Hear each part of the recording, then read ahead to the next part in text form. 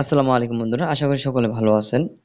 আমরা যারা এয়ারটেল সিম ব্যবহার করি, তো এয়ারটেল সিম আমরা ব্যালেন্স ফুরিয়ে গেলে, হঠাৎ করে ব্যালেন্স ফুরিয়ে গেলে কিন্তু আমাদের এয়ারটেল যে ইমার্জেন্সি ব্যালেন্সটা সেটার প্রয়োজন হয়, লোনের প্রয়োজন হয়, ঠিক আছে?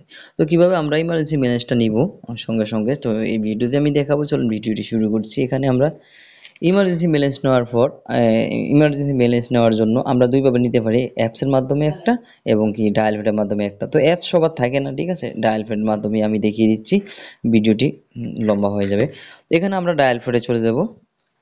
ইমার্জেন্সি ব্যালেন্সটা আনার জন্য ডায়াল প্যাডে গেলাম। এখানে ডায়াল করব *121# *121# চেপে আমরা ডায়াল করে দিব এয়ারটেল সিমে।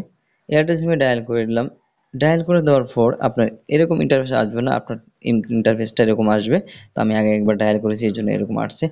এরকম আসার পর দেখতে পাচ্ছেন এখানে ৫ নাম্বারে দেখাচ্ছে লোন। এই ৫ নাম্বার চাপবো আমরা লোনের জন্য। তাই ৫ নাম্বার চাপলাম, সেন্ড করে দিলাম। ৫ নাম্বার চেপে সেন্ড করে দেওয়ার পর আমরা এখানে দেখতে পাবো কি, welcome to emergency balance loan service. এখানে দেখতে পাচ্ছি প্রথমে ৳১৮ এখানে দেখাচ্ছে, ঠিক আছে? তবে আপনি যদি অ্যাপসের মাধ্যমে দেখেন সেক্ষেত্রে আরো আলাদা আলাদা দেখাতে পারে, ঠিক আছে? আরো অনেকগুলো দেখাতে পারে। এখানে শুধু একটি দেখাচ্ছে ৳১৮।